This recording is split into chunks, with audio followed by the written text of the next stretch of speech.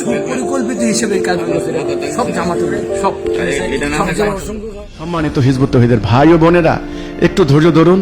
আপনাদের এই রক্ত বৃথা যাবে না, আপনাদের এই জান মালের উৎসর্গ বৃথা যাবে না।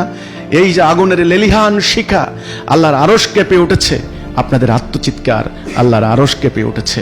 আল্লাহ লানত এদেরকে ধাওয়া করবে, এরা লাঞ্ছিত হবে, এরা অপমানিত হবে, এদের মুখ কালিমা লিপ্ত হবে। এটা আমার বদদোয়া নয়, আমি আবার বলছি, এটা আল্লাহ তাআলার ঘোষণা যারা মিথ্যা কথা বলে। এই হলো হিজবুত তৌহিদের ভাই বোনদের প্রতি আমার অনুরোধ। আপনারা শান্ত থাকুন, আপনারা ধৈর্য ধারণ করুন।